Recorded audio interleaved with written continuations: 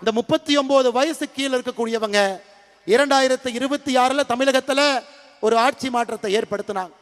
2031 மற்றும் ஒரு மிகப்பெரிய ஆட்சி மாற்றத்தை அவங்க ஏற்படுத்த தான் போறாங்க. அதுல யாருக்கும் எந்த விதமான சந்தேகம் வேண்டாம். ஆனா அது படித்தவர்கள், பண்பானவர்கள், நேர்மையானவர்கள், சமுதாயத்திற்காக முழுமையாக அர்ப்பணித்தவர்கள்.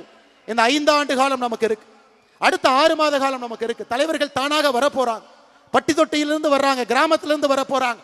குடும்ப ஆட்சி இருக்கிறனால எத்தனையோ பேர் அரசியல் பக்கம், ஒரு சமுதாயத்தின் பக்கம் வராம இருந்தவங்களை வரணும்.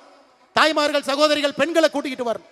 இந்த 6 மாத காலம் முழுமையாக ஒரு சமுதாய பணியும் நாம் செய்ய செய்ய மக்கள் நம் பின்னால், நம் பக்கத்தில், நம் அருகில், நமக்கு முன்னால் செல்ல ஆரம்பித்து விடுவார்கள். அருமை சொந்தங்களே, இந்த ஜூலைல போதைக்கு எதிரான விழிப்புணர்வு மாநாடு, விழிப்புணர்வு மாதம். அடுத்த ஜூலையும் அது நடக்கத்தான் போகுதுங்க. அதுக்கு அடுத்த ஜூலையும் அது நடக்கத்தான் போகுது. அதுக்கு அடுத்த ஜூலையும்